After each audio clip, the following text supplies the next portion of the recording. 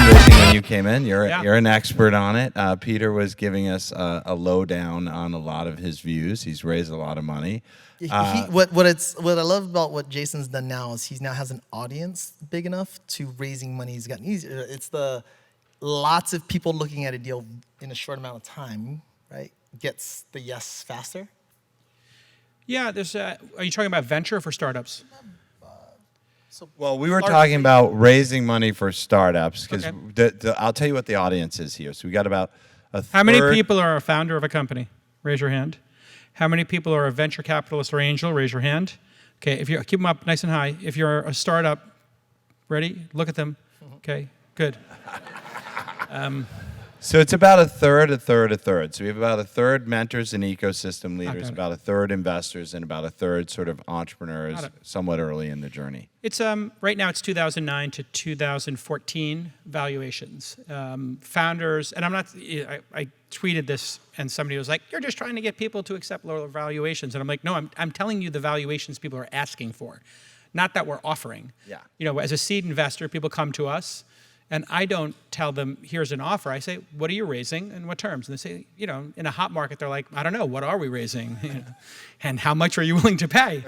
But now Uncapped. people come in and they just say, we're raising $500K at a $5 million valuation. We're raising $800K at an $8 million valuation. There's a very sober funding environment, and entrepreneurs have figured that out, the smart ones. They're raising only the money they need. They're using AI to build their companies more efficient. Forget about putting AI in your product. Of course you're going to do that, but the really savvy ones are doing things with AI to run the company that are making everybody in the company 30, 40, 50, 60% more efficient, so then they need less dollars. And so the savvy founders are raising less, doing more, and you're getting talent density is back. The major problem in a ZIRP-like environment, the zero interest rate environment, is there's too much funding, so you know the number 6 person at a company starts a company. Then the number 7 person starts their own company, 8th person. And that's 6th, 7th, 8th person at the company. They would have been a great number 2 at a startup, or a great number 3. They'd be great co-founders. But you had the talent spread out, as if the NBA went from 30 teams to 500. And then like the number of all-stars stay the same. So the quality of the product goes down. Now we're seeing 2 developers and a growth hacker, a designer, a developer, and a growth hacker, a product manager, just really great talent density, and no more solo entrepreneurs. That was like a really disturbing trend. Far too many solo entrepreneurs raising $3 million and trying to find tech talent. Now it's 3 people who, one got laid off from Amazon, the other one, you know, had quit working at Uber when they made a shit ton of money. They built a prototype. Their other friend left Airbnb, who's a great designer, and now they've got the product done in $5,000 in, you know, traction. It's really great. The talent density is great. How many people are a solo founder? Raise your hand nice and high if you're a solo founder. Look at each other, okay? And you guys go meet later. How many people have 2 founders in their company? Okay, raise your hand if you have 3 or more. You're going to get funded first, the second, and then last. Why? Why does that happen that way? Well, if you have 2 or 3 people who are working and grinding and building the product, you get product velocity. You get more product velocity. You figure things out quicker. You get more shots on goal. You need to raise less capital. If you want to go fast, go alone. If you want to go far, go together. That's the moment in time. 3 co-founders is what you should do. 2 of them developers, 1 of them designer, 1 of them growth, 1 of them sales, 1 of them product, whatever it is, as long as you can build the product without money, because you may have to. And then when you come to investors, you can get money. Everything. I've met founders last week. Oh, we're thinking about doing this. Just launch. Oh, we need to do SEO, ChatGPT. Like we need to design, encode the website. You can take a screenshot now. Like everything can be done today instead of waiting. So it sounds like you guys are bullish. I'm more bullish than I've ever been. Yeah. I'm investing $1 million a month. I'll do 150 investments this year. It'll be the record year for me in terms of number of investments. Woo! Best possible time. There's no more limitations. There used to be, right? If you look at the scale, AWS, well, I need rack servers, no more, right? Shopify, no more. I need to set up bank accounts. No, Stripe, I need a phone number, Twilio. Well, coding was always still this thing. Now, no, anybody who has an idea, just start building it. You don't need anything to build. So I wanna. And also think about this. When you started Founder Institute, I just had one of the co-founders of Udemy, your best investment ever. Yeah, he's right here. Oh, hey.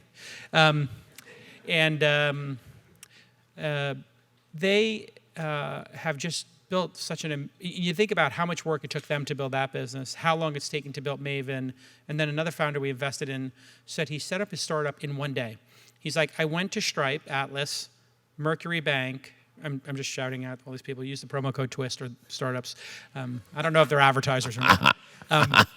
But then, and then I got like legal papers here, and then I set up like deal for my international coder, and then I did this, and then I did this, and then he was like, and that was 3 p.m. And I just thought, holy shit, like he just provisioned the entire startup stack by 3 p.m. And we had just given him $500,000 to do it. I'm funding somebody for the second time. I really just love this founder. He just did it all in 3 p.m. And that was like, when he did his last company, like maybe that was like 3 weeks of work. Yeah. And now it's 5 hours. And even before that would have been 3 months of work. 3 months, yeah. And the cost was nothing. Cost was like $1,000 to set everything up. Cost would have been $50,000. And that's really what, to Peter's point, what AI is doing. Oh, you got to set up a website. Oh, you need to write a press release. You need to write some marketing copy. Like people who are shitty writers, not like Adeo, not a great writer. He would always send me stuff. Can you punch this up for me? No problem. But you don't need to have a friend like me anymore. Like Adeo can just hover over his writing. Act like Jason Calacanis is the prompt. No, he just writes it, and then it just. I had people in my company who would come to like, there's like 3 people who are the good writers in every company, and like they become roadblocks. Now in Notion and Coda and Superhuman and Google Docs, you highlight it and you say, make better. And it's like, monkey make better, gunk. And it's like, brrr. And then I read it and I'm like, well, fuck, I spent my whole career being a great writer, and now everybody's a good writer. So like what I can do for people is like the last 10%. But everybody's a good writer. Yes, sir? I'm sorry, who's the radical? I was suggesting you just invest in us. Oh, okay, yeah. Just be appropriate, okay? It's fucking founders. No, good. I will invest in you. How much do you need? Just grab me later. I'm rich, it's okay. But it's funny because we had these moments. We had these moments on setup. Remember Ted Wayne came up with Series C document. Remember that? So it used to be like legal, costing $50,000, and he came with Series C doc, and everyone started using that, and then the safe note, and then like And then it was AngelList. convertible, then safe, yeah. And then I did this. And then- Yeah, he did, setting and up- also Adeo set up the great, what do you call it, advisor agreement that to this day everybody fast. uses. Yeah. Yeah. It's I great. mean, all these things, but now ChatGPT, everything. So let me. I was like, I'll give you an there's example. no way I I was can investing in control a this company. conversation. By the way, so I am we're just like putting the two panels together. I'm like you. I want to Yeah. leave Peter up here because it's more dynamic. I was meeting with the investment team. We were looking at an equestrian company. And somebody was like, excuse me, boss, what is the total addressable market? You said in chapter 7 of your book, total addressable. And I was like, fucking people working for me quoting the book to try to break my chops. I'm like, that's your job. And they're like, well, and I just went into ChatGPT, Claude, and Bard, and I took the same prompt. You are an associate at a venture firm. You're breaking your boss's chops. He wants to know what equestrian total addressable market is. Please tell me in bullet points the total addressable market globally for equestrian. And then I cut and pasted that into all 3. And while this person's talking, I then cut all 3 of those, dumped them into the chat room, and I was like, it's big enough. And I was like, put citations. That would have been a week of work for an associate. Yeah. Right? And if that person was getting paid whatever, $75,000, $100,000, whatever, a week would be like $2,000. So that would be $2,000. And now it was 30 seconds for free. I mean, I cannot tell you how fucking crazy this moment is right now. And it was all accurate. Like, oh, hallucinations. Nope. These all had citations. It's getting better every fucking week. Every week. It's like Steve Jobs dropping a new iPhone every 2 weeks. That's where we're at. And the thing is, have you seen what it can do with images as well? It's not. Yeah, no, kidding. literally, the multimodal thing is like, that's 3 weeks old, and it's fucking nuts. Yeah. It's nuts. I took a picture of the Peloton screen, and I was like, I've always been wanting to put that data into a spreadsheet, so I took like 3 pictures of the last 3 days. I was like, put this into a table. And it was like, of course, boom. And I was like, well, that's an hour of work, And just done with 3 blurry images from my fucking phone. So let me make it practical for you guys, because one of the things a lot of investors will be like, what's your TAM? What's your this? What your that? And you will have to do some work, but you can also now ask ChatGPT, hey, Give me a bottoms-up analysis of my TAM. Dump a Give me CSV top file in down. there, and you can have cohort analysis. Code interpreter is a data scientist in a box. We used to be like, oh, Crazy. they want cohort and data, talk to data science, it's gonna be 2 weeks. No, just upload CSV PDFs now as well, and type in prompts like, give me cohort analysis, This is find like me actually- correlations. I mean, Peter's making a very good point. It's unbelievable. And to just dovetail it with the one about the writers, I think right now, the first 60, 70, maybe even 80% of competence in most jobs is already able to be done by this technology. So think about it when you're a startup and you don't have a lot of money and you hire people. Like, how often do you hire somebody with 90 or 100% like perfection? It's like, no, normally you're hiring somebody who's 60, 70, or 80%, and you're like, oh, that's what I can afford, and that's what I could get right now. And it's like, And then the other thing is international. Like, you were onto this international thing really early with your assistants and stuff like that. I have startups now that are like, oh yeah, no, Argentina, $24,000 for a developer this place, $37,000 for a developer, Portugal this amount. And I'm like, remote work has made the average salaries just go global. So this idea that you're going to compete for some developer who's got $400,000 from Zuckerberg, and now Zuckerberg's like, fuck these people. I hate working with these people. I'm letting go of 20,000 people because I don't like the people who work at my company. And then those $400,000 jobs don't exist anymore. And there's developers in other countries that are getting $50,000 or $75,000, and you can get 3 of them instead of negotiating with 3 people here who have 4 job offers. There's no more 4 job offers for a developer. People, remember before ChatGPT, people had 2 jobs at home. There were literally people, 2 jobs. I had a friend of mine, he sold his company. Their VP of sales was on the list of acquisition. And the company's like, wait, what do you mean she works for us? She was working for both companies. Yeah. Insane. It's called Overworked on Reddit. There's a forum teaching people how to have 2 or 3 jobs. And I had this happen. One of my startups was like, hey, we got this incredible candidate from Google we want to hire. I was like, oh, that's great. They're like, well, there's just one thing. They want to keep working at Google, but they said like Google takes 10 hours a week. And I'm literally talking about Google. Like, I'm not making the story up. And and he said, yeah, the person thinks they can do the job, no problem. And he's willing to work for like 150 instead of the 400 he's getting at Google. And I was like, is that ethical? And the person's like, absolutely not. I'm like, so why are you doing it? He's like, well, this person's worth $400,000 I'm getting for 150. And I was like, fair point. No, don't do it, because what happens when this all comes out and you know, and then Google drops a lawsuit on you, and then whose code and what laptop was he on when he wrote it? Holy fuck. Like, what if your company's successful and then it's like the guy who was doing self-driving at Waymo who went to Uber? And Exactly. he showed up with like the disc, and Travis was like, yo, get the fuck out of here with that. Literally kicked him out of the building. The guy's like, oh yeah, I'm just here from Waymo. And literally Travis was like, you need to leave the fucking building now. Like, remember the Waymo lawsuit? Yeah. Guy went to jail, got pardoned by Trump. Shout out to Yeah. Donald Trump. So let's get practical, okay? Because you're talking about the present, which in many ways feels like the future. And so we're probably in this weird point in history where things have changed so fast that nobody really knows what to do. Right? To be fair. Yeah, I tell people- I don't even know what to think do. of this. And I think I'm pretty astute 10 months on- ago, there was maybe 1,000 engineers working at AI, and then all the money was in crypto. In the same time FTX collapsed, OpenAI came out, and then all of venture goes, oh, boom, 500,000 engineers working on AI now. Google, Microsoft, Facebook. And what the products we're seeing today, if you think about it in October, we're seeing alpha versions of things. The 500,000 engineers, the billions of dollars pouring, we haven't even seen those products yet. In the next 3 to 6 months, it's going to be bananas. Yeah, I mean, yeah. Think about it. Just Well, the every- pace of the change pace is nuts. They is integrated the this. images, they integrated the data Every 2 weeks. science. Yeah, and it's not just, I mean, listen, OpenAI's got the lead, obviously, Yeah. but it's not just them. Like, Claude is Anthropic. kind of Anthro- better. I like Yeah, also. Claude's kind of better for some searches, and Bard's getting better, and Google's got 7 franchises with 1 billion plus users. Microsoft just released it into Office their suite. Office Yeah, and it's suite, going to also exactly. be built into the operating system. Facebook LLM. It is Great. in the operating Yeah, system. so it's like Facebook it's just LLM gonna is actually record, really good. it's going to record your entire screen, so that's going to be kind of scary. What it's going to know. Well, so So your point is like, Yeah, what do you what- focus on? And so I've been through this before. In the dot-com era, we had this craziness. In Web 2.0, we had this craziness. In the ZERP environment, crypto I avoided because the people were idiots. No offense, but they were just Just How many really people in weirdos. here are working in crypto? No, Just no, I just aside? called them weirdos. Don't do that. It makes it super awkward. Man. 'Cause I'm raising You my got hand. one. No, they were Okay. just. It was like they were just the weird people who like just wanted to like. They were like anarchists and weirdos who don't build products. So, anyway, shout out if you got a bag. But otherwise, like, but what you do when it's chaotic is, chaos is a ladder, and like chaos is like what causes progress. So never waste a crisis. Start building.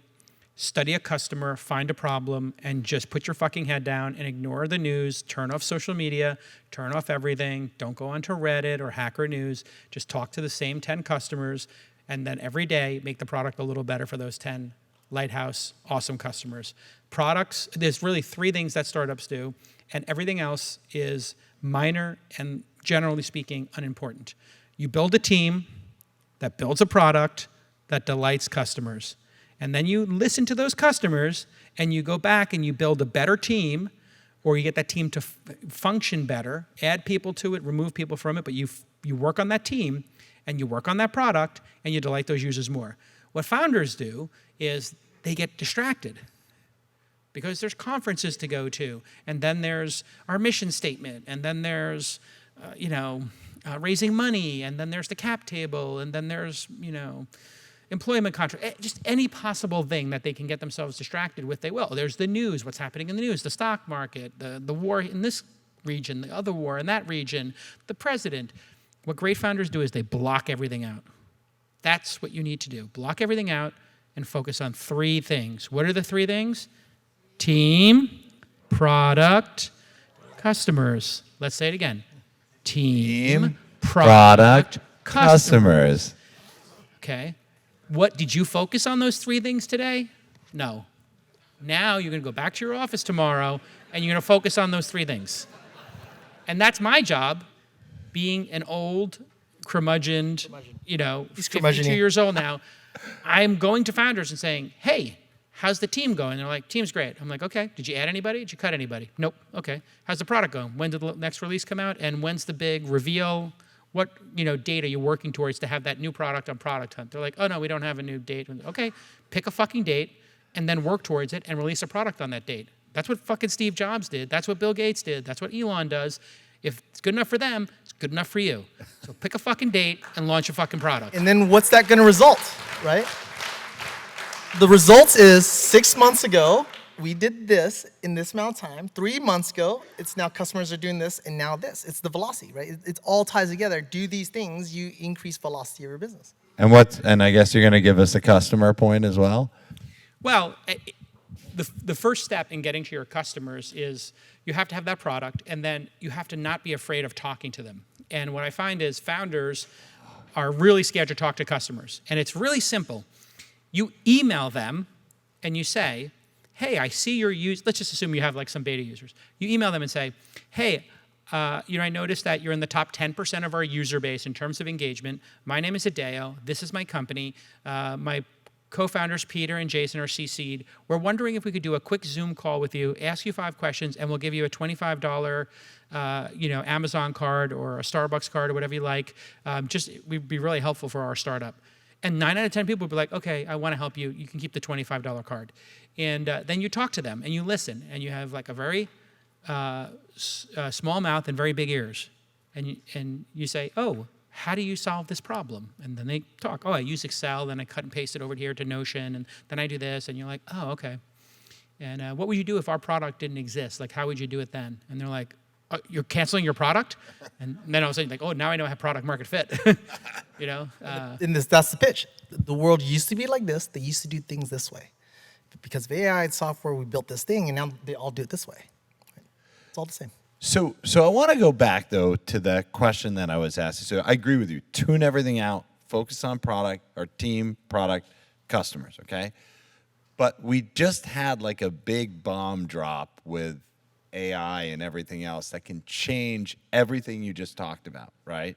It can help you figure out what type of team you need to hire. It can help you figure out what kind of product you want to build, help you build the product, and it can then help you even get customers, come up with marketing. Everything has changed, right? I mean, Copycats. Just keep going. Just keep focused on those 3 things. It'll all work out.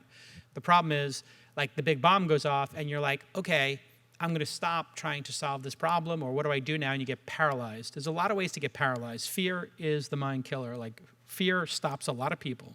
I've seen this many times in my life. I've experienced myself as a founder. You get scared about something, you lose your mind, you stop focusing, you stop making progress. What you need to do is make a plan. Just make a plan, and then execute against the plan. And then meet with your team and say, okay, we made this plan, we're executing against it. But ChatGPT or Claude just launched something that kills our startup. So we know we have these customers, we know they have this problem. What do we do now? What product should we build now on top of that? What's the next problem we can solve? And it's that simple. If somebody solves the problem that you're working on, you just go on to the next one. Unemotionally, you just build a new plan. And the teams that build plans and execute against a plan can then look at the plan and say, the plan's not working, we need to change it. But just showing up at work and doing email and Slack all day and, doing meetings and listening to podcasts and other numbnuts talk about themselves is a waste of time. So, you can listen to like 2 podcasts. Like, pick 2 you want.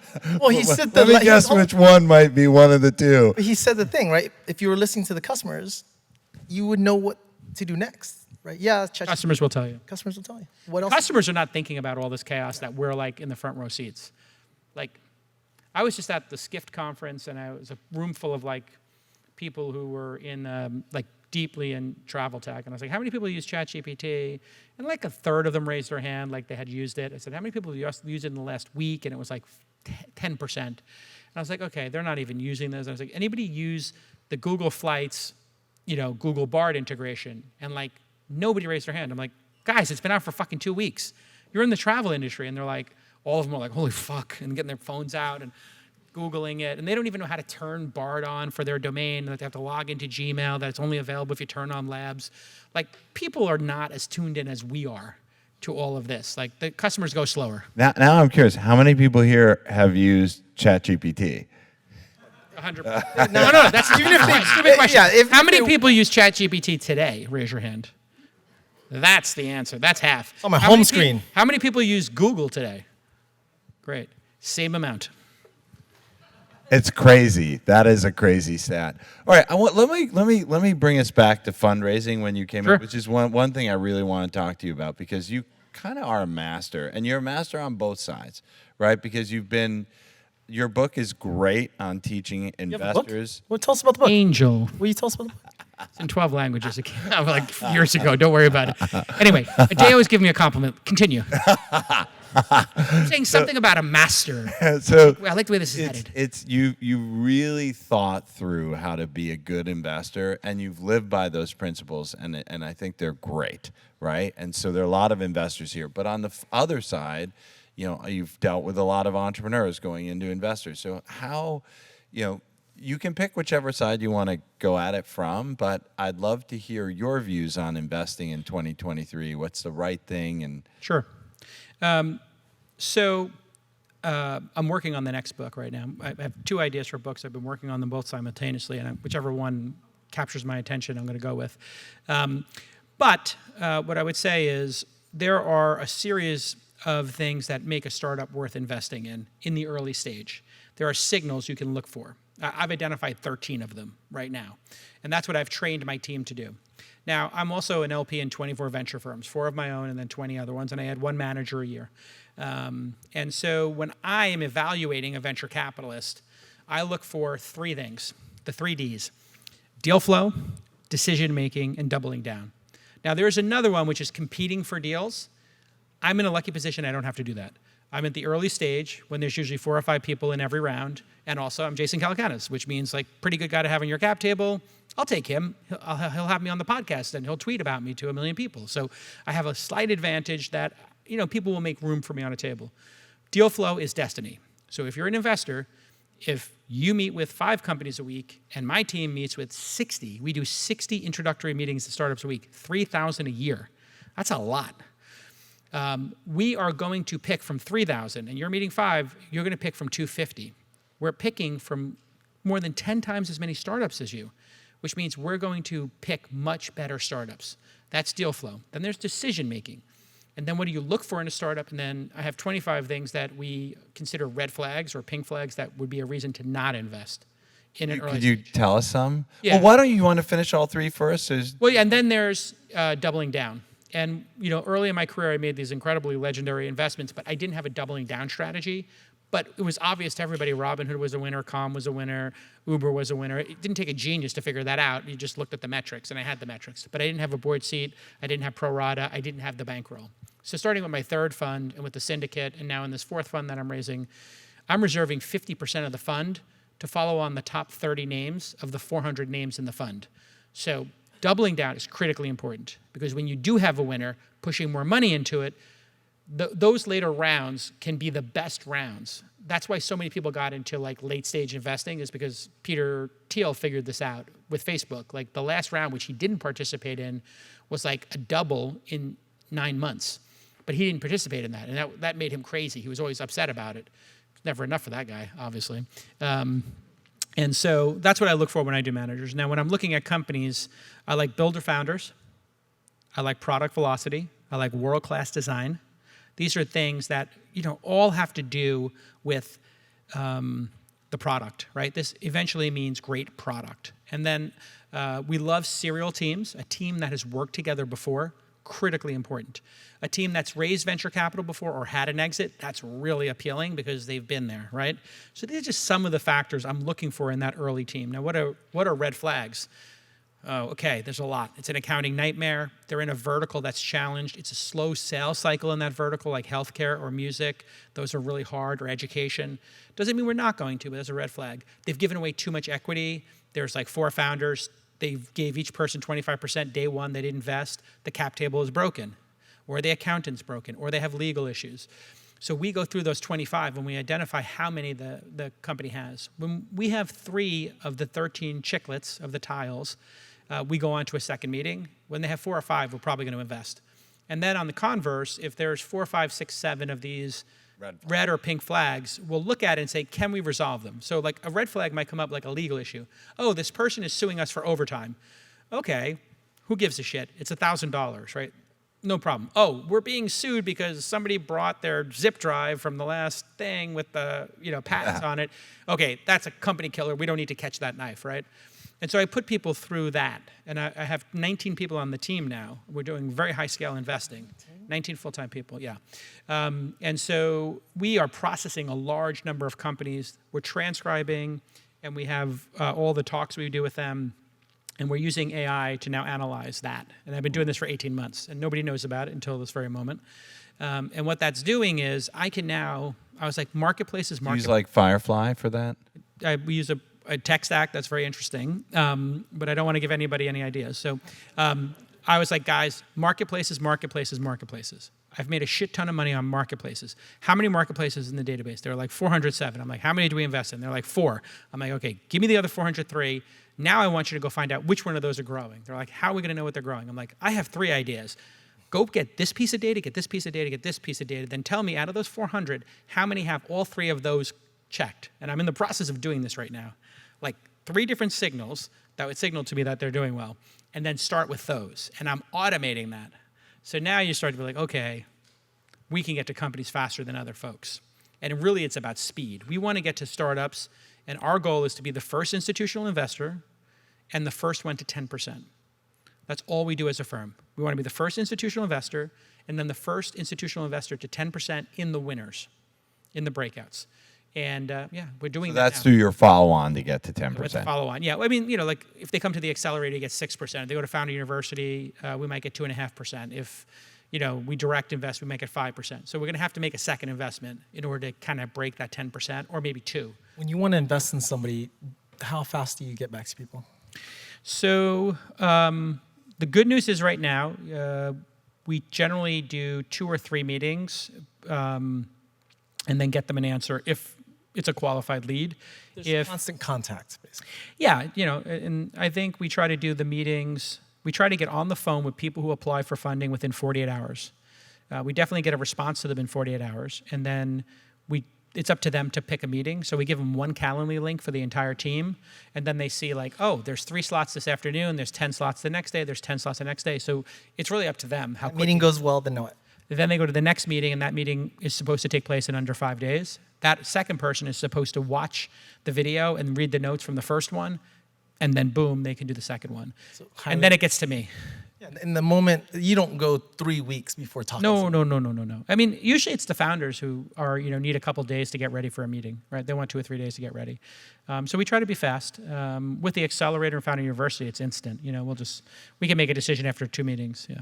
So let's switch over a little bit to the founder side. So I'm a founder coming in to pitch you, let's say, and what would be your advice to them on just how to show up well? Because obviously some founders show up not well, right? And maybe it's they have a good business and they don't show up well because... Yeah, I mean, knowing what's important to that investor is good. So I think really understanding the investor's history. So if they've been on a podcast, listening to it, if they've written blog posts, reading them. And when people come in and they're like, I saw you interview Travis on that thing, and then I know you did Robinhood, and I know that you like marketplaces, and you like innovative business models, and you're into world-class design, because I saw you at Adeo's thing. Our design right now is like a 7 out of 10, but I've got a really great designer. I'd love to show you the mock-ups for it. So, you're sort of customizing it to me a bit, and a lot of times people just come in and they don't understand who they're pitching and where they like to invest. So I think understanding a lot about the person you're about to pitch. So website, podcast, blog posts, just social media. Yeah, do your homework. Look at the Actually, portfolio, you can pull. go to Crunchbase, look at what they've invested in, what are the last 5 investments, and then ask them a couple probing questions. Hey, so what fund are you on? Oh, you're on Fund 4? Okay, great. Are you investing out of Fund 4 or Fund 3?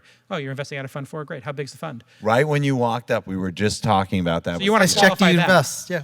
I think qualifying them is a really good idea. So don't just be like, this is a big thing that I think founders don't. They come in there, they're like, pitch, and then they're like, No. did I get it? And they didn't ask a single question of the investor. Yeah, They you have want no- to kind of build rapport with them. And what also investors are doing is they're seeing if you can volley the ball back and forth, like a good ping pong or pickleball or tennis, kind of volley. If I ask you a question, if I feel like you listened intently to the question and you answered it concisely, then I can ask another one. I'll ask a question. So what's the business model? And they're like, I was born in Bay Ridge, Brooklyn. My mom was a nurse. My dad was a bartender. And I'm like, so SaaS? Or consumer? And if you don't know the answer, it's okay to say, let me get back. Yeah, Do not sure. lie. Just don't stop making things up. Yeah, but concise. Be concise. How much are you charging for your product? $100 a month. Boom. How many customers you have? 300. Just be concise if they ask you a question. Don't filibuster, because what they're trying to do is they're trying to see if they could work with you over the next 10 years. And if you're annoying, if you're annoying and you're not a good at explaining your ideas, you're not a crisp communicator, well, then they might think, well, how are you going to ever run this business successfully? So, when you talk to somebody like Travis and he's telling you about Uber, or Vlad with Robinhood, you were there when Vlad pitched us on Robinhood Yes. famously It was you, me, and Elon. at Antonio's Nut House. Yeah. And these kids come in and they're like, you're Jason Calacanis. I'm like, yes, I am. Tell me about your startup. And they're like, okay, so we're doing this. And then they look over and Elon's sitting next to Adeo and they go, you're Elon Musk. And he goes, yep. Elon doesn't talk. That must have been the most uncomfortable pitch ever. And first of all, it's a dive bar with peanuts on the floor. The shittiest bar ever. Well, Adeo invited us out. So, when Adeo's inviting Elon and J. Cal out, he's like, shit. What's the cheapest place I could go? Oh, I know, Antonio's Nut House, the place that's been shut down for 5 fucking years because there's rodents and all kinds of reasons. Only the best for you, Jason. I mean, I literally got the pint of beer. There was 2 types of lipstick on it. I'm like, how's that possible? Anyway. To the point on concise. Vlad's like, go ahead. Well, since concise, if you have any numbers and data, know it. Don't range. Oh, we have about 50 to 70 years. We have about the churns around this. If you as founder and CEO don't know the exact, you're not obsessed with the data, as the company grows, how have your numbers straight. Know your numbers. Yeah, study them before you go in, right? Definitely. So I think showing the product. So before I said team, product, customer, if you just followed that and you came in and said, hey, there's our team, here's the product, here's the customers, what questions do you have? They'd love it. Founders, Investors would love it if you just came in and talked like that. Hey, we're 3 guys, 3 gals. We're 2 guys and a gal and a they and a them. Whatever you kids are into, it's okay with me. Don't cancel me. You can be whatever you want. Don't cancel But Jason. it's like, it's like a he, a she, a they. We're all here. We all worked at Google. Now we're doing this. Oh, wow, you worked at Google? That's great. All right, so you guys worked together before and you're technical? Great. Or I'm the product guy. He's the developer. She's the designer. Great. Okay, we know you're... Okay, great, awesome, nice team. Okay, and we're building this product for this customer base. Awesome. And then they can get into the rest of the stuff. People put so much cruft in their decks, and they really don't cover those 3 things. And what I find is you really have to repeat it 3 or 4 times. So we're an app that helps you get a cab and watch the cab and pay for the cab on your phone. Let me show you how it works. I take out my phone, I click request a cab, I drop the pin, and then it says finding a cab, and then you can watch the cab come to you. I get in the cab. When I leave the cab, I don't have to pay the driver. It's already got my credit card. That's Uber. You just press a button to get a cab, and you don't have to take your credit card out. Yeah, you have to say it over and over again. No, but I said it 3 times, and it's like, there's no way to not get it, and that's the perfect pitch. The great businesses are very simple. I have I have a pool house, and I took pictures of it, and I put it on this website, Airbnb, and I put it up for $300, and then I put the weekends it's available, and people rent it, and then we get 15%. That's Airbnb. I mean, these businesses are very simple. When you're trying to explain it and you can't say it's simple, it's because either the business is not a good business and you haven't figured out what the business does yet, or you're just been reading too much startup advice, It's a telephone game, right? Because if he's pitching me, I need to go back to talk to my partners, my spouse, my friends, point. and if I can't explain it, I'll feel dumb, and I'm like, never mind. By the way, and to solve this problem, there's a very simple way to do this. It goes back to customers. We ask our customers to describe Founder University to us, people who have been through the program. And that is such a good idea. And I said, I said on the forum, write it like it's a Yelp review. And they wrote back, the best place to learn how to start a company. And I was like, well, I would have never fucking come up with that, but yeah, that's the tagline, the best place to learn how to start a company. Sure, why not? And people they're like, these hamburgers are great, get animal style. Awesome French fries, and they have a bunch of off-menu items like animal style. Like, customers will describe your product so elegant and simply. And that's really what you're trying to do. So, yeah. That's a great idea. Go to your customers, ask them to describe it Yelp style. Yeah. Get enough of it, synthesize it, and then bring that to the VCs. Yeah. We've run, this has been great, by the way, right? Yeah. This has been great. I hope it's been helpful. So I want to take some audience questions. Let's do it. And then we have some alcohol. So I want to, but Oh boy, I'm loving it's gonna get this, dangerous. like McDonald's style. So anyone want to raise their? We got a microphone, so wait for the microphone. Hey, don't pitch your company. Just ask a concise question. Yeah. I know what you're going to do. I can see it in your eyes. All right, fuck it. Pitch your company. Jason, it's good to see you again. But good job with the Angel Summit, All In Summit. Mike Sherbakov, General Partner at the Veteran Fund. We have a bunch of veterans and military spouses in the room, and I'm curious, what prompted your tweet yesterday about military veterans and the job board? Great question. I tweeted, I'm trying to figure out how to hire military veterans. A friend of mine, Antonio Gracias. We have a company here, by the way, that allows you to hire. My friend Antonio Gracias has this guy, Matt, who works for him, who's just extraordinary, and he's like Special Forces. And then I have another friend who's got a Special Forces person who works for them. And it turns out that, for my style of working, which requires a lot of stamina, a lot of follow-through, a lot of loyalty and commitment and honor, I just thought, wow, how did I miss this? Like, there are all these vets, and they have these qualities innately, and and they get up early, they stay up late. They don't complain. Get shit done. They don't complain. It's basically like people from the military are the opposite of like everybody else. They just like, it's like, oh, I've got to get shit done, and that's the job. Okay, I'll do the job. And then literally, this woman's like releasing a TikTok, and she's like, I had to get up at 8:30, and I don't get home till 6:15, and if I got up at 6:15, like, what's left in my life? Like, when do I date and see my friends? I'm like, 6:30? I don't know. Military, Olympic athletes, elite NCAA athletes, same. They do the work. Anyway, I've gotten a lot of great folk. I've gotten like maybe 20 different people running different things with vets, and I'm just really excited about the possibilities. So yeah. Okay, we got quite a few other questions. Okay, yeah. Hi, I'm Delmitri Williams. I'm the founder of RX Interactive. We're a healthcare gamification company. So earlier you guys threw some shade at us solo founders. I'm not quite solo, but my husband works full time, my co-founder and funder at this time. So I have a sales background, so I got no all my life, but it paid. So how many no's do I have to get, as a small team before I get funded? Until you get a yes. Yeah, that's a good answer. And that's with me also. Like I'm doing I'm not just asking anybody. I'm making sure that I meet the criteria. So let me just stop you on the solo founder thing.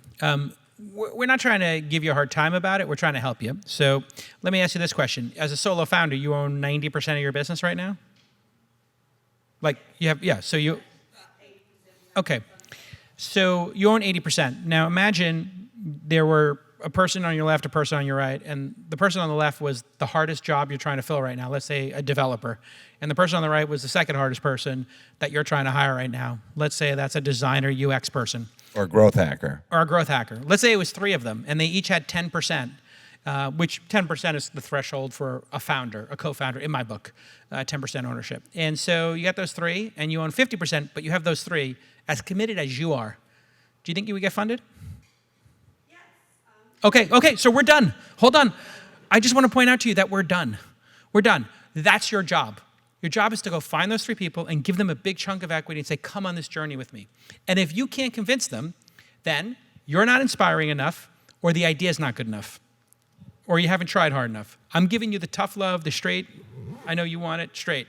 You have to get 2 or 3 co-founders. If you want to go fast, you can go alone. But if you want to go far, you got to go together. You cannot do this alone. You're a first-time founder? Okay, first-time founder, solo. You don't know what you're doing. Every VC is going to be like, hard no. Every accelerator is going to be like, hard no. Why? Because they have another team with 2 or 3 co-founders who figured this out, and they're applying too. You're in a competition. And this is one of the things founders don't know. We have choices. So Y Combinator has so many people applying. They accept but 1%. They don't accept solo founders. Why? It's not that they hate them. It's because they don't have to. They don't have to. And so since they don't have to, they don't, because the statistics show that 3-person companies go further than 2, they go further than 1. So they will do 3, then 2, then 1. It also shows that you have the ability to recruit somebody. Yes. To believe in that mission, to believe that you're going to climb that hill, which means maybe you'll be able to convince other people, because you will need a giant team to climb that hill. So if you can't convince one person to do it with you, how do we expect you to convince a whole team to do it? So that's And you'd have to convince customers. You're going to have to convince investors. You're going to have to convince employees. always be selling. You're basically always selling. Okay, great question. Do me a favor and... So you're in a challenge vertical healthcare. So that's also a huge thing. When you also, ask- black women get like 0.017% of venture funding, so that could be going against you too. But I wouldn't let that stop you. I would still do the other 2 things. Speak clearly with your questions, because it's hard to hear up here. Hey there, my name's Simon.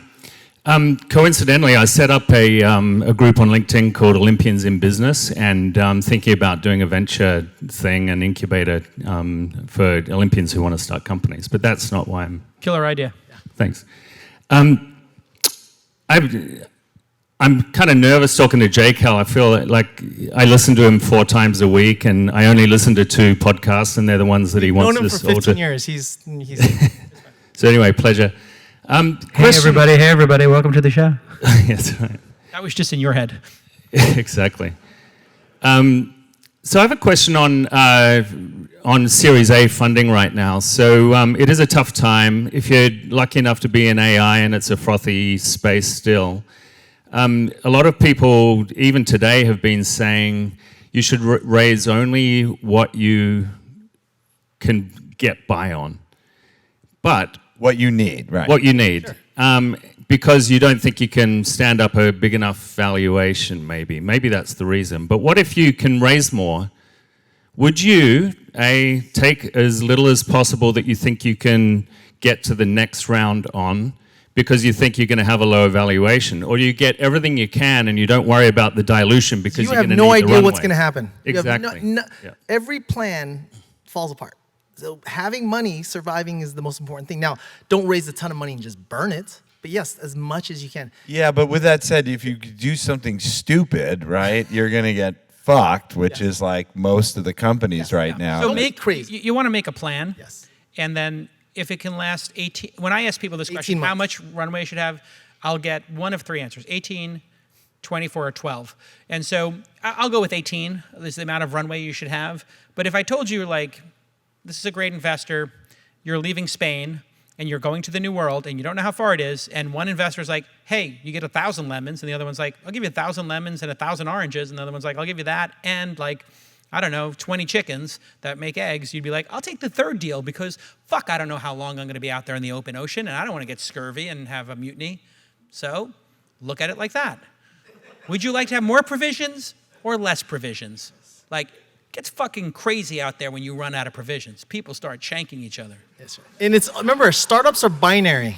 It either is going to work or not work. So staying so stuck about dilution, focus on survival and building the Yo, company. Sergey has like 9% of Google. It worked out okay.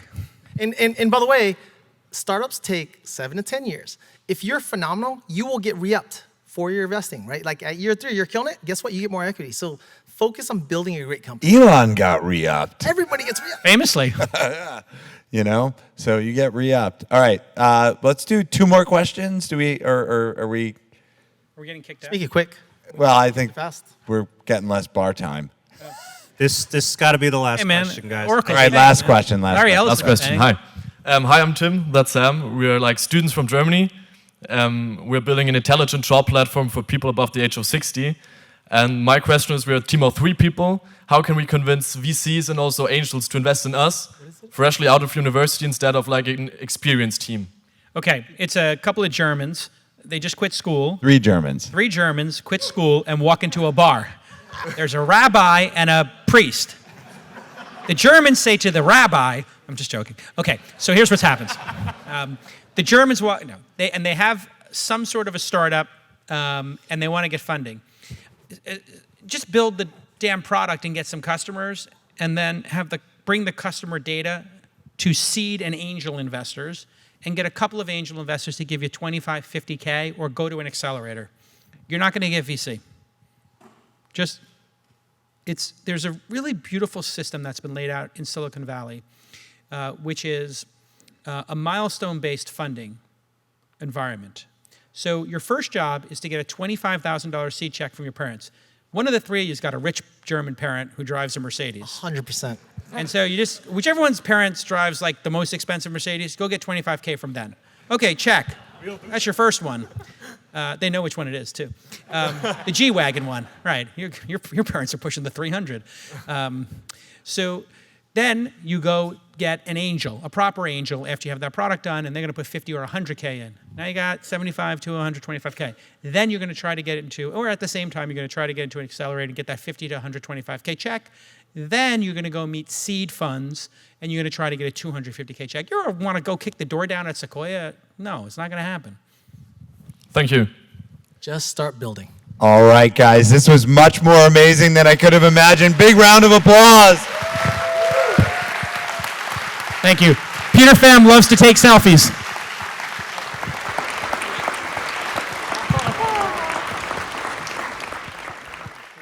These were some of our first mentors ever. I was the first mentor. I was there the first night. No. Yes? I was there the first night at Stanford. He had a bunch of kids there. And I had just remembered this incredible movie, Back to School. Anybody ever see Rodney Dangerfield in Back to School? Raise your hand if you're old. Great. The rest of you, go watch it. There's just a great scene where Sam Kinison plays this crazy teacher who just yells and berates the students. So I just came in and I was like, what are you building? Why should you get any money? You don't deserve to win. I just fucking hammered them. It was hilarious. And then was anybody there that first night? Who was there? It was broken. And I just took the clipboard. I was like, you guys aren't even fucking listening to me. It's a waste of my time. And I smashed the clipboard down. It shattered. They were all like, oh my God, this guy's serious. I was like, you don't understand. It's fucking 2010. It's fucking hard out here. You're not going to succeed. You're going to fail. You got to work harder. And they're like, okay, we'll work harder. And then Udemy was in that class. And this lunatic came up with this crazy thing. He's like, well, I'm going to have the speakers, and I'm going to stack rank the speakers, and then I'm going to give them each a percentage ownership in the companies. And I'm like, this is way too fucking complicated, Adeo. You're an idiot. And he's like, no, it's going to work. And I was like, all right, whatever. I mean, he's making me sign documents. I'm like, this is super complicated. I'll just come speak at your thing. And then literally, I don't know, 8 years later, a $25,000 check comes to my house. You were the second best speaker in the cohort. Aaron from Mint was number 1. Peter Pham was number 1. You were number 2. Peter Pham got like 50 grand. I got 25. And I was like, shouldn't we have averaged the speakers out? Like the top 5 get the same amount, or maybe the top 2 get the same amount. But anyway, I just want to tell you how lucky you are to have Adeo in your life. He has been a tireless supporter of startups for 2 decades. Give it up for Adeo.